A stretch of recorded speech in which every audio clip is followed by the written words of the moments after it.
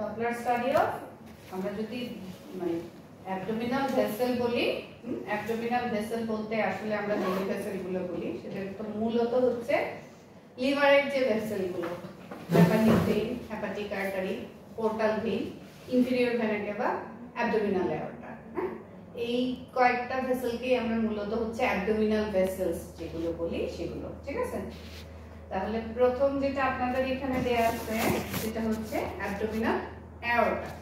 তাহলে abdominal aorta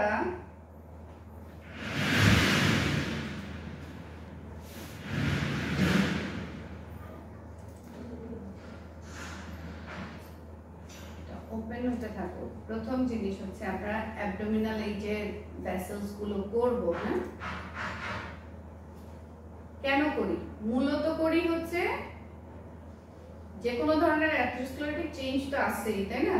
দেখবেন মূলত যেটা করি সেটা হচ্ছে ধরেন কোনো পেশেন্টের হাইপোটেনশন আছে, হ্যাঁ, বা হাইপারটেনশন আছে, সেক্ষেত্রে আপনি করেন, ইউজুয়ালি হাইপোটেনশনে করা।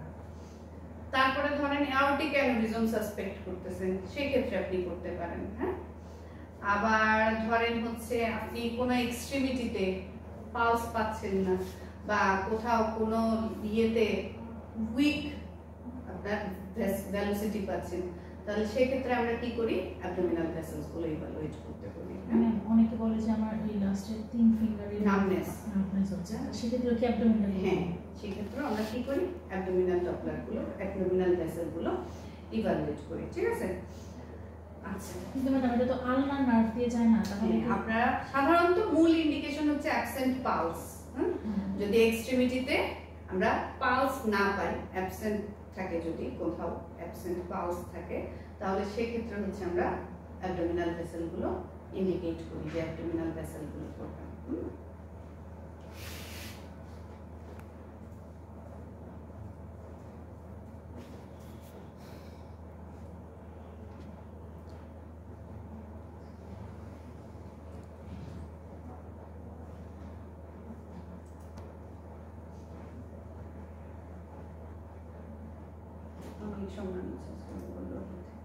আচ্ছা, লোড হইতে থাকুক।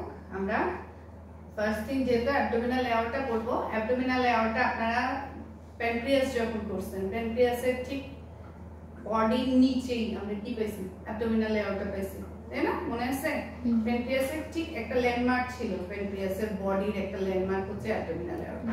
তবে ঠিক প্যানক্রিয়াসের নিচেই হচ্ছে আমরা অ্যাবডোমিনাল অ্যাওর্টা পাই।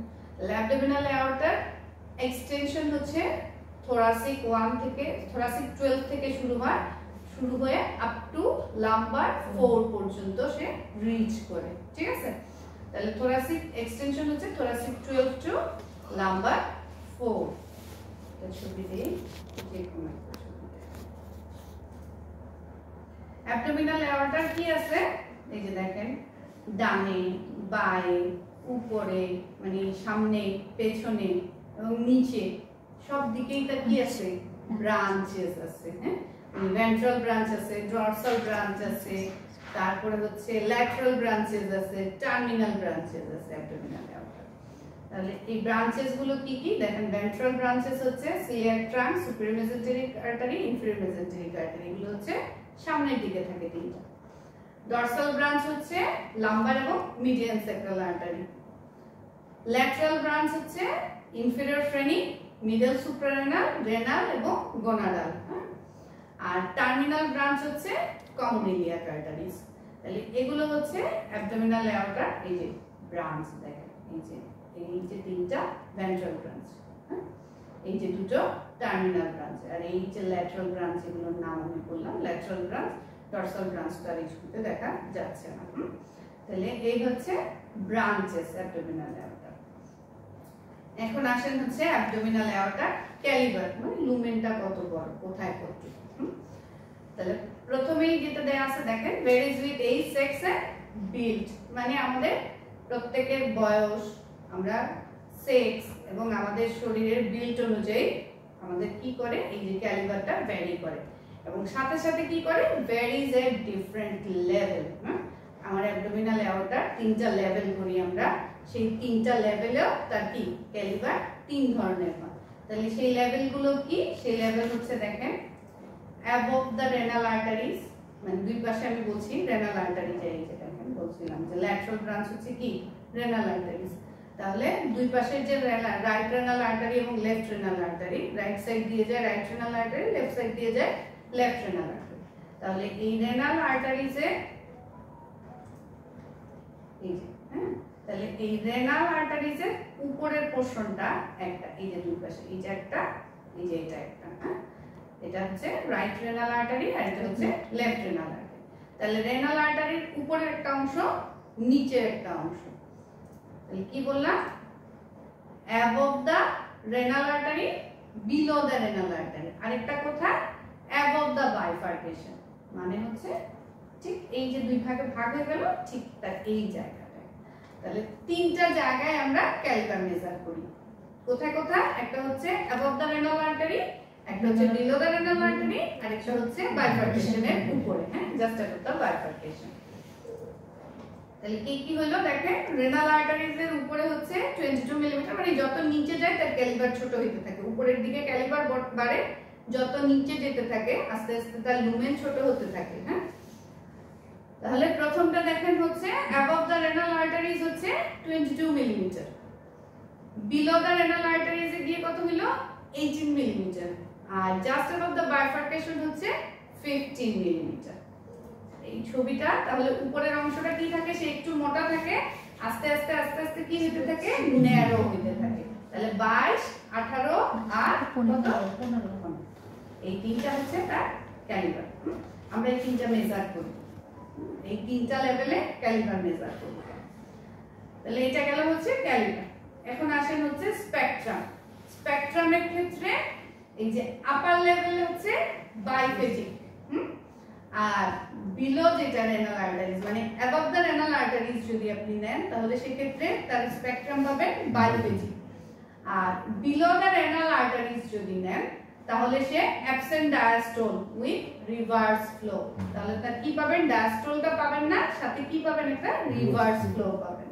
তাহলে এই দুটো প্যাটার্ন আমাদেরকে মুখস্থ রাখতে হবে, যে আমি যদি অ্যাবভ দ্য রেনাল আর্টারিজ নেই বাইফেজিক স্পেকট্রাম পাবো, বিলো দ্য রেনাল আর্টারিজ যেখানেই নেই না কেন সেখানে আমি কি পাবো, ডায়াস্টোলিক ফ্লোটা পাবো না এবং একটা রিভার্স ফ্লো পাবো।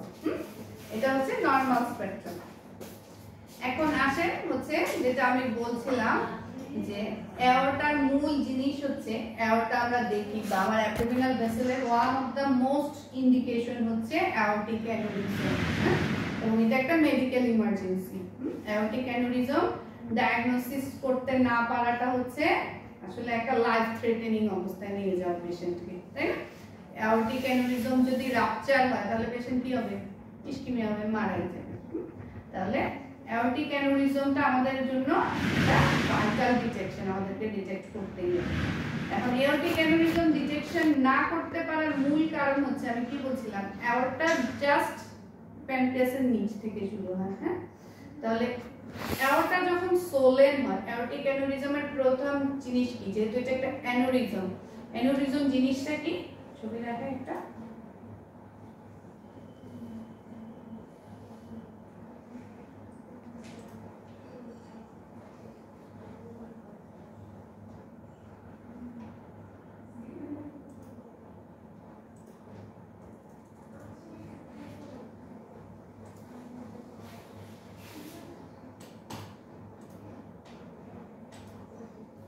অ্যানিউরিজম মানে হচ্ছে ধরেন এই যে যাচ্ছে লুমেনটা, হ্যাঁ, এই যে লুমেনটা যাচ্ছে, এই লুমেনটা দেখেন এক জায়গায় গিয়ে এরকম কি হয়ে গেল, একটা সিস্টিক্যালি ডাইলেটেশন ক্রিয়েট করলো, মানে সে যাচ্ছে যে যে একটা জায়গায় গিয়ে এরকম ডাইলেটেড হয়ে গেল, আবার নিচে দিয়ে আবার সে ঠিক হয়ে গেল।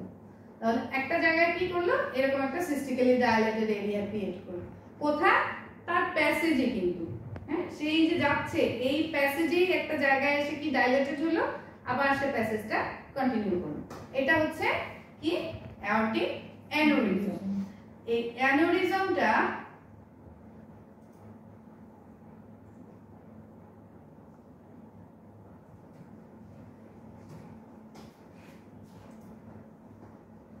এই ইন্টারনেট দিয়েই কি না দেয়, না দেয়, বিরক্ত করে দিচ্ছে, একদম স্পিড কাজ করতে গেলে কোনো কাজ করা যায়। আজকে ডাক্তারদের সমাবেশ না, জি ম্যাম। আমার কোথায় যে মানামতি লজ্জা আল্লাহ জানে।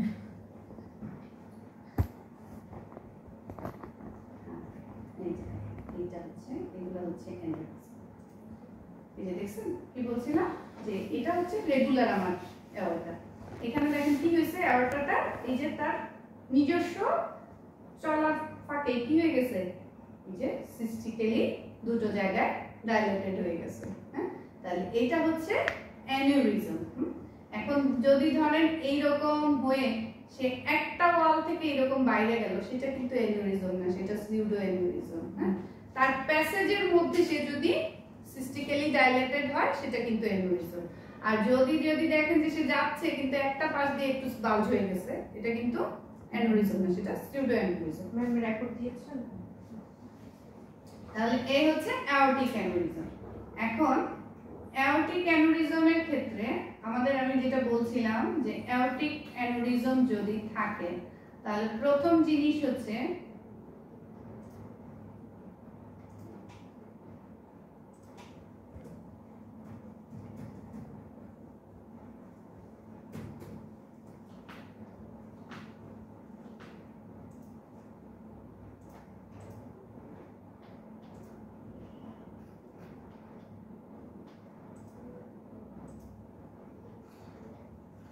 যদি অ্যানিউরিজম থাকে তাহলে আপনি সোনোগ্রাফিক্যালি যখন অ্যাওর্টা ভিজুয়ালাইজ করবেন, কোথায় করবেন বলছিলাম, জাস্ট প্যানক্রিয়াস। আমরা অ্যাওর্টাকে ভিজুয়ালাইজ করার জন্য ফার্স্ট থিং যেটা, যদি অ্যাবডোমিনাল যে কোনো ভেসেল আমরা ভিজুয়ালাইজ করতে চাই, পেশেন্টের প্রিপারেশন হচ্ছে যে কোনো, সেটা হ্যাপাটিক ভেইন হোক, আপনি অ্যাবডোমিনাল এই যে অ্যাওর্টা হোক, পোর্টাল ভেইন হোক, যেটাই করেন না কেন, পেশেন্টের প্রিপারেশন হচ্ছে আমরা ফাস্টিং স্টেজ আনবো। যে আগে যেরকম 8 to 12 আওয়ার্স এর একটা ফাস্টিং স্টেজ, অবশ্যই সেই ফাস্টিং স্টেজ আসবে। এখন অ্যাবডোমিনাল অর্গান যখন স্ক্যান করছেন, পেশেন্টকে কি বলছেন যে অ্যাজ নেসেসারি পেশেন্ট পানি খেতে পারবে। অ্যাবডোমিনাল ভেসেলগুলো আমরা যখন করি সাধারণত পেশেন্টদেরকে পানি খাওয়া রেস্ট্রিক্ট করে দিই। হ্যাঁ, মানে আমরা যেরকম রোজা রাখি না, ওইরকম রোজা থেকে আসতে বলি। এখন ধরেন পেশেন্টের যদি কোনো ওষুধ খেতে হয়, হ্যাঁ, তার ধরেন একটা ইমার্জেন্সি মেডিসিন খেতে হবে, সে হাইপারটেনসিভ পেশেন্ট, ডায়াবেটিক পেশেন্ট, তার তো ওষুধ খেতেই হবে না। তাহলে সেই ক্ষেত্রে আমরা বলি যে যতটুকু ওষুধটা ওয়াশ আউট করার জন্য যতটুকু পানি দরকার ততটুকু পানি সে খাবে। হ্যাঁ, কিন্তু ওই আপনি নরমাল অ্যাবডোমিনাল স্ক্যান করার জন্য, ব্লাড প্রিপারেশন করার জন্য যেরকম পানি খাওয়াইছেন পেশেন্টকে, ওই রকম পানি ইনটেক আমরা অ্যাবডোমিনাল ভেসেল যদি শুরু করি, অ্যাবডোমিনাল আর্টারি স্পেশালি, সেগুলোর ক্ষেত্রে আমরা কি করি না, পেশেন্টকে ওভাবে ওয়াটার ইনটেক করাই না। এখানে ওয়াটার ইনটেকেও রেস্ট্রিকশন আছে। তাহলে এটা হচ্ছে প্রিপারেশন। আর পজিশন তো ডেফিনেটলি, যেহেতু আমি অ্যাবডোমিনাল অ্যাওর্টা গুলো নরমালি আমরা কি করি, অ্যাবডোমিনাল অর্গান গুলো সুপাইন পজিশনে করি, এখানেও পেশেন্ট সুপাইন পজিশনেই করব। আর ট্রান্সডিউসারের ক্ষেত্রে আমরা ওই যে কার্ডিলিনিয়ার দিয়েই করি।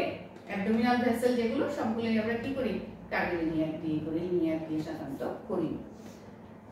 এখন আসেন যেটা বলতেছিলাম যে অ্যাবডোমিনাল অ্যাওর্টা যখন স্ক্যান করব, স্ক্যান করার প্রথম ল্যান্ডমার্ক হচ্ছে আমার ওই যে আমি ট্রান্সডিউসারটা এপিগ্যাস্ট্রিক রিজিয়নে ট্রান্সভার্সলি রাখবো, রেখে ডাউনওয়ার্ডস ব্যাকওয়ার্ডস প্রেস করব, করলেই জাস্ট হচ্ছে প্যানক্রিয়াসের বডির নিচেই হচ্ছে আমার অ্যাবডোমিনাল অ্যাওর্টা।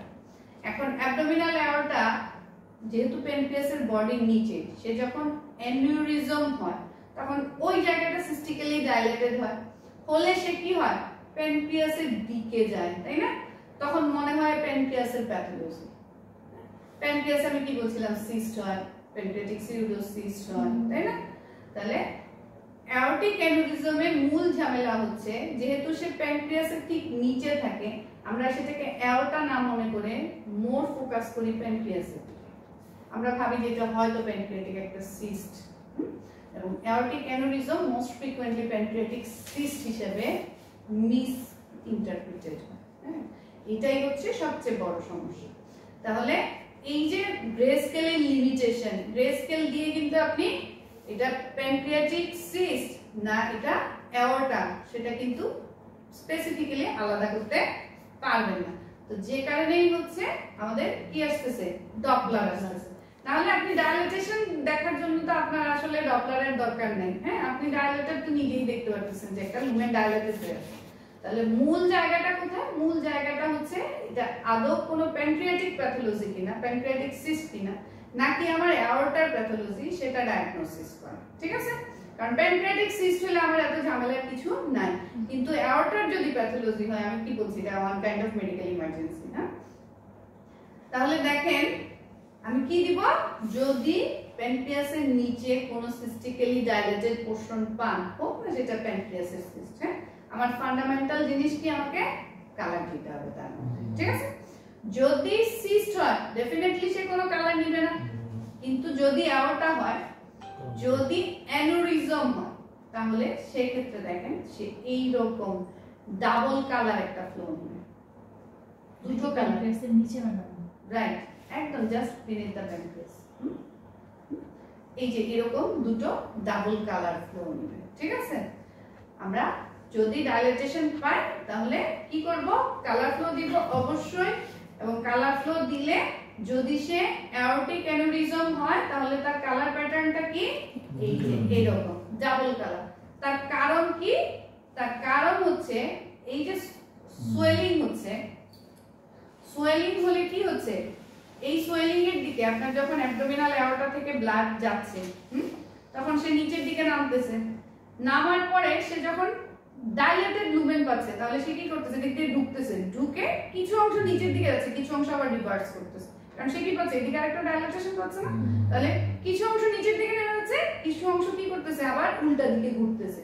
তাহলে কি হচ্ছে, একটা ওই যে পানিতে দেখছেন না চক্কর থাকে যে ঘুরপাক খায়, এরকম এরকম, তাহলে ওই জায়গার ফ্লোটা কি হয়, এরকম সুয়েল হয়। হ্যাঁ, তাহলে এই সুয়েলিং প্যাটার্নের জন্য আলটিমেটলি কি হয়, একটা ডাইরেক্ট ফ্লো হয় আর একটা রিভার্স ফ্লো হয়। হ্যাঁ, তাহলে কালার কয়টা পাচ্ছেন, দুটো পাচ্ছেন। হ্যাঁ, তাহলে অ্যানোরিজম যদি হয় কালার কি পাবেন, ডাবল কালার পাবেন, এটাই হচ্ছে মূল ফিচার অ্যাওর্টিক অ্যানুরিজমের। তাহলে দুটো জিনিস পাবেন অ্যাওর্টিক অ্যানুরিজম যদি হয়, একটা হচ্ছে ওই যে ক্যালিবার বলছি, ক্যালিবার 22, 18, 15 ডাইলেটেশন পাবেন, আরেকটা কি পাবেন, ডাবল কালার, এরকম ডাবল কালার ফ্লো বা সোয়েলিং অফ দ্য ফ্লো পাবেন, ঠিক আছে? এটাই মূল জিনিস, এর বাইরে কিন্তু কিছু নাই। তাহলে অ্যাওর্টিক অ্যানুরিজম আপনার ডায়াগনোসিস হয়ে গেল। 22, 18, 15 এটা অ্যাবডোমিনাল অ্যাওর্টার লুমেনের না, আমি অ্যানুরিজম পাইলে তাইলে পাবো 22, 18, 15। বাড়তি পাবেন, বাড়তি পাবেন, ও এর বাড়তি হলো, ওইটা হচ্ছে নরমাল নরমাল ক্যালিবার, ঠিক আছে?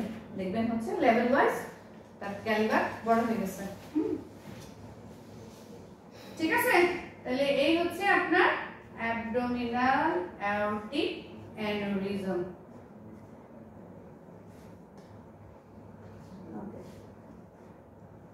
এটা খুবই ইম্পর্টেন্ট। হ্যাঁ, মানে আপনি এই পুরো অ্যাবডোমিনাল ভেসেলের মধ্যে যা করবেন বাকিগুলো তো রুটিন, এটাই হচ্ছে একদম মেডিকেল ইমার্জেন্সি, যেটা হচ্ছে আপনাকে একদম এই ঠিক এইভাবে মানে পিন পয়েন্ট করে করে দিতে হবে, মিস করা যাবে না। অন্যগুলো মিস করলে সমস্যা নেই, পোর্টাল হাইপারটেনশন মিস করেন সমস্যা নেই, অন্য কোনো না কোনো ভাবে ডায়াগনোসিস হয়ে যাবে, ট্রিটমেন্ট হয়ে যাবে। হ্যাঁ, কিন্তু এটা একেবারেই আপনার উপর ডিপেন্ড করে, মানে অ্যাওর্টিক অ্যানুরিজম পুরোটাই আপনি ডায়াগনোসিস করে দিতে পারবেন একমাত্র, অন্য কোনো ভাবে কিন্তু সুযোগ নেই। ওকে, তাহলে গেল। নেক্সট আসেন হচ্ছে ইনফেরিয়র ভেনা ক্যাভা, আইভিসি। হ্যাঁ, তাহলে আইভিসিও আমরা জানি কোথায়। তাহলে আপার অ্যাবডোমেনের আলট্রা করতে আসলে তো আমরা এখানে কালার ডপলার ইউজ করে দেখার কিছু নাই, যদি আমাদেরকে বলে সেক্ষেত্রে আমরা করব। আমরা সব জায়গায় কালার ডপলার দিই, এটা সব এই যে একটু আগে আমরা দেখছেন ওভারি ট্রেস করছি, কালার ডপলার দিছি, আমরা কিন্তু সব জায়গায় কালার ডপলার দিই। একটা ছোট সিস্ট পেলেও তার মধ্যে কালার ডপলার দিই। হ্যাঁ, আমাদেরকে ডিফারেন্সিয়েট করতে হয়। কালার ডপলার এখন হচ্ছে আমাদের গ্রে স্কেলের একটা মানে এসেনশিয়াল টুল হয়ে গেছে। হ্যাঁ, আপনি যে কোনো ডিজিজ ডিফারেন্সিয়েট করতে গেলে আপনার কালার ডপলার একটা কনফরমেশনাল স্টাডি আপনার, আপনি সব জায়গায় ইউজ করবেন, কারণ এটা দিয়ে আপনাকে আইডেন্টিফাই করা খুব সহজ। যে কোনো স্ট্রাকচার, যে কোনো প্যাথোলজি ডিমার্কেট করা ডপলার দিয়ে খুব সহজ। আচ্ছা, আইভিসি। আইভিসি হচ্ছে আমরা কোথায় পাই মনে আছে? লিভার যখন দেখছেন আমরা সেগমেন্ট যখন দেখাইছিলাম যে তিনটে হেপাটিক ভেসেল এসে কোথায় ড্রেন করতেছে, ইনফেরিয়র ভেনা ক্যাভাতে ড্রেন করতেছে। তাহলে ঠিক ওই জায়গায়, অথবা হচ্ছে প্যানক্রিয়াস থেকে, প্যানক্রিয়াসের হেডের ঠিক নিচে ওই জায়গায় হচ্ছে আপনি আইভিসি পাবেন। তবে যে কোনো জায়গা থেকে আপনি আইভিসিটাকে ট্রেস করতে পারবেন। আর প্যানক্রিয়াসকে গাইড করে তার নিচ থেকে আইবিসি গাইড করবে, অথবা লিভারকে ওই যে আপনি এই যে রাইট কোস্টাল অ্যাঙ্গেল যেটা, সেই কোস্টাল অ্যাঙ্গেলে যদি রাখেন তাহলে ওই অ্যাঙ্গেল থেকেও আপনি কি করতে পারবেন, আইবিসি কে ট্রেস করতে পারবেন। তাহলে যে কোনো জায়গা থেকে আইবিসি কে ট্রেস করতে পারবেন। ইনফেরিয়র ভেনা কাভা রেসপিরেশনের সাথে তার কি করে, ফ্লোটা ভ্যারি করে। দেখেন এই যে flow varies with both respiration and cardiac pulsation. তাহলে আপনি যখন ইন্সপিরেশনে থাকবেন তখন ইনফেরিয়র ভেনা কাভার ফ্লো একরকম থাকে, আপনি যখন এক্সপিরেশনে থাকবেন তখন ইনফেরিয়র ভেনা কাভার ফ্লো একরকম থাকবে। ঠিক আছে? আচ্ছা, তাহলে অন ইন্সপিরেশন, ইন্সপিরেশনে তার কি হয়, তার ফ্লোটা হয় অ্যাবডোমেন টু চেস্ট। ঠিক আছে? ইন্সপিরেশনের সময় কি হবে, অ্যাবডোমেন থেকে চেস্টের দিকে যাবে। ঠিক আছে?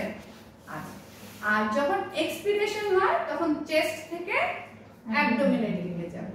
এটা মনে রাখতে হবে আপনাকে। হ্যাঁ, তাহলে আমাদের যখন যে কোনো জিনিস ট্রান্সডিউসারের দিকে যায় সেটাকে আমরা বলি হচ্ছে হেপাটোপিটার। আর যখন হচ্ছে এওয়ে যায় তখন সেটাকে বলি হচ্ছে ফুগাল। ট্রান্সডিউসারের দিকে গেলে হচ্ছে পিটার, অ্যাওয়ে ফ্রম ট্রান্সডিউসার গেলে সেটা হচ্ছে ফুগাল।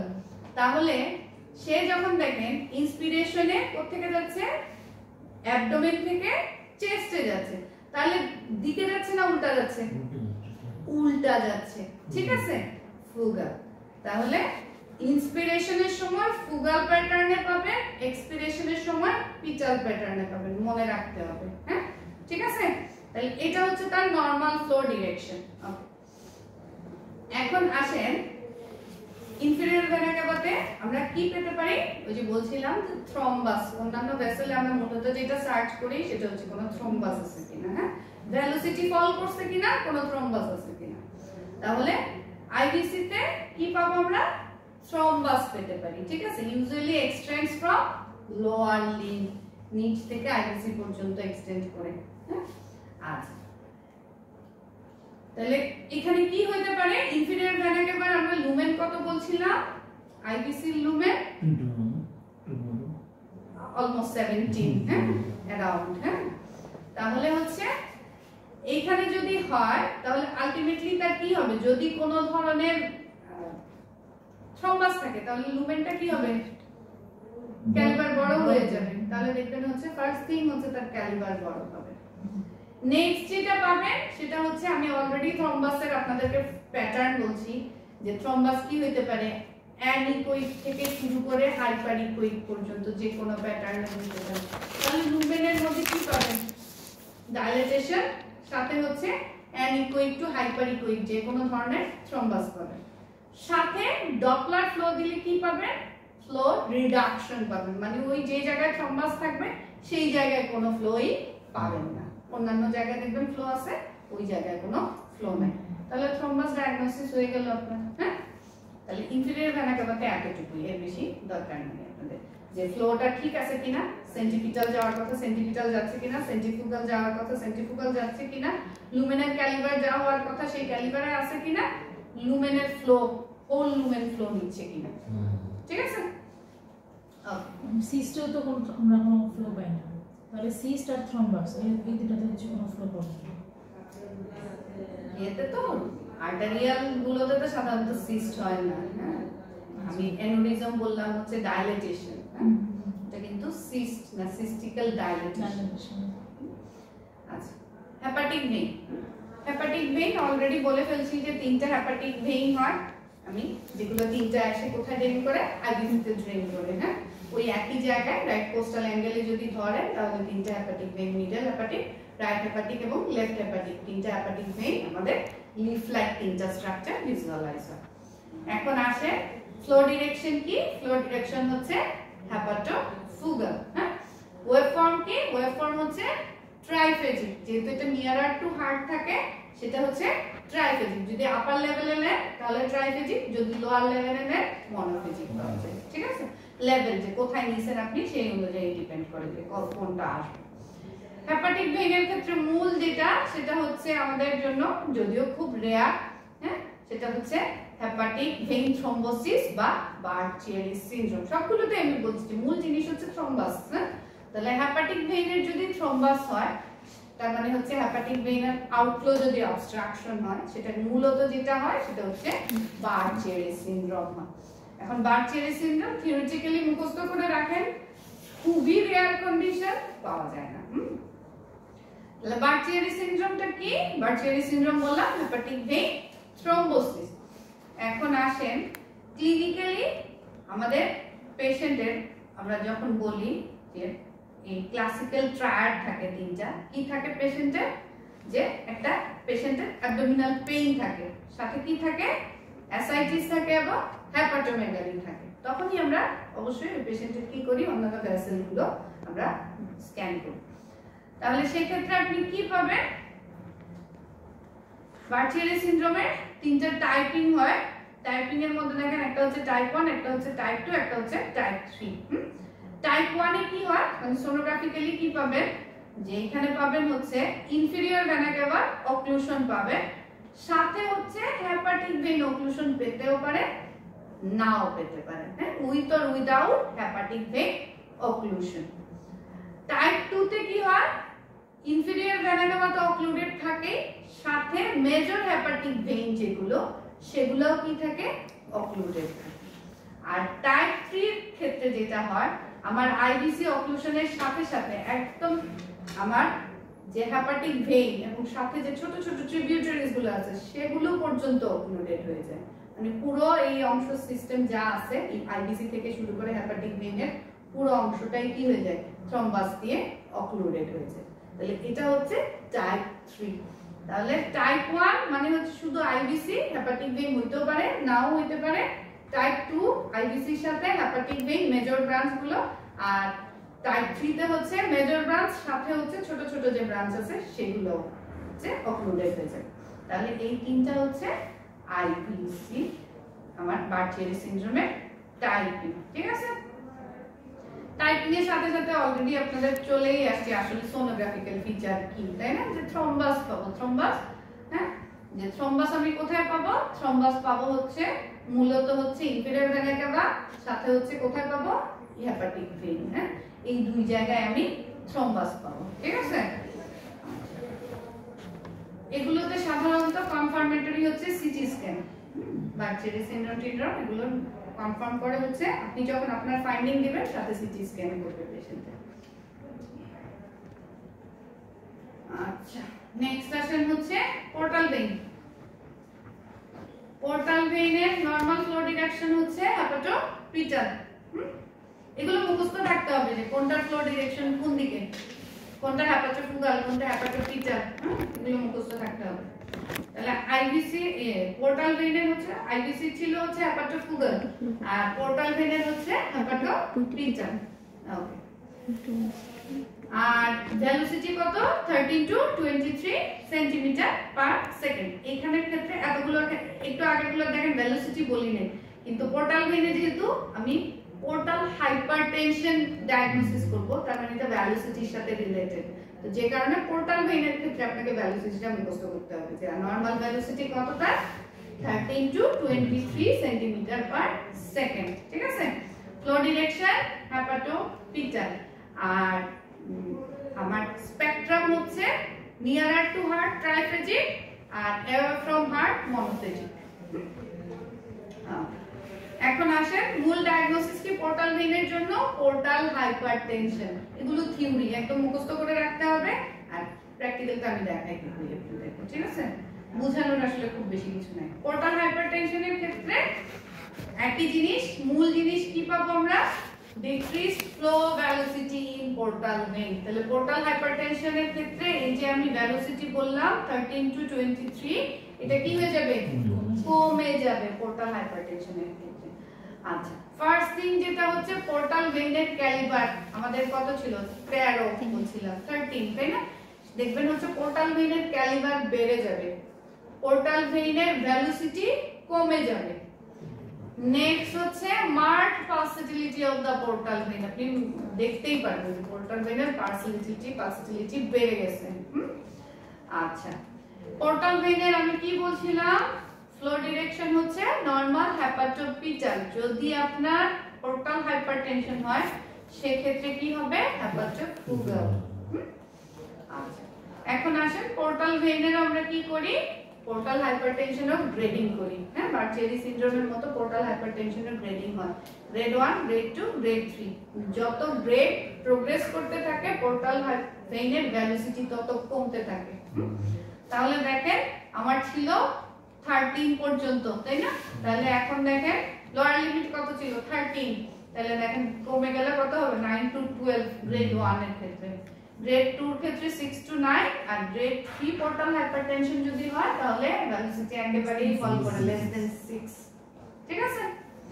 যত ডায়ামিটার বাড়বে তত কি হবে? ভেলোসিটি ফল করবে। তাহলে গ্রেড 3 পোর্টাল হাইপারটেনশনে ভেলোসিটি হচ্ছে <6 সেমি/সেকেন্ড। ঠিক আছে? তাহলে পোর্টাল ভেইনের ক্ষেত্রে এটাই মূল জিনিস। মোটামুটি এই কয়েকটা জানলেই হবে ভেসেল আপনাদের অ্যাবডোমিনের ক্ষেত্রে, এর বাড়তি জানার দরকার নাই।